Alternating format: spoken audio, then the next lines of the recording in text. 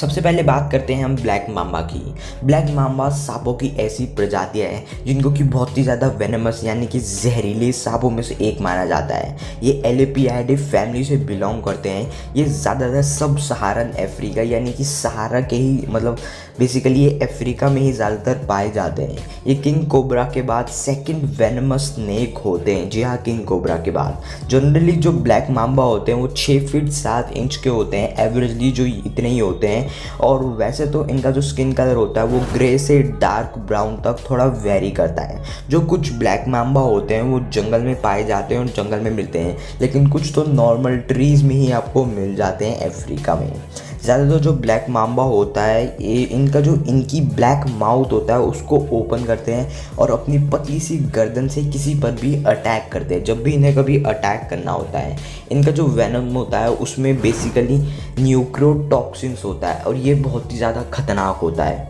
Neurotoxins की help से ये कोई भी जानवर या तो कोई भी ह्यूमन को ईजिली मार सकते हैं, क्योंकि जो न्यूरोटॉक्सिन्स होता है ये सीधा उस जानवर या इंसान की नर्व टिश्यू को डैमेज करता है, जिससे कि इंसान सीधा ऊपर पहुंच सकता है।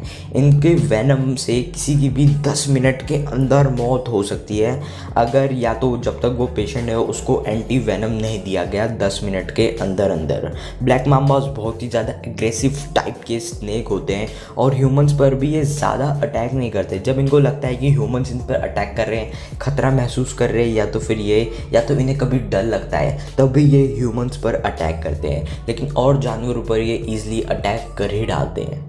किंग कोबरा, अब नाम की ही तरह पता चल रहा है कि ये सांप कोई किंग की तरह होगा, और ऐसा ही है। और ऐसा भी होना मुश्किल है कि किसी ने कभी भी किंग कोबरा का नाम नहीं सुना होगा। बचपन से बड़े होने तक हमने किंग कोबरा का नाम ज़रूर सुना है, क्योंकि ये दुनिया के सबसे डेडलीस्ट एंड वेनमस स्नेक की लिस्ट में आते हैं। ये ज़्यादातर एशिया में ही पाए जाते हैं और यही मेन डिफरेंस है ब्लैक माम्बा और किंग कोबरा में। किंग कोबरा बेसिकली एशिया में पाए जाते हैं और ब्लैक माम्बा अफ्रीका में। ये ऐसे सांप होते हैं जो कि साउथ ईस्ट एशिया और या तो हम कह सकते हैं सदर्न एशिया में ही पाए जाते हैं। इनका साइज़ और इनके जो नेक पैटर्न्स होते हैं वो बहुत ही ज़्यादा डिफ़र करते हैं। अलग अलग जगह पर ये अलग अलग कलर और अलग अलग पैटर्न्स के पाए जाते हैं, और वैसे तो ये बहुत ही ज़्यादा ईजिली नोटिसेबल भी होते हैं, कई जगह पर ये दिख भी जाते हैं।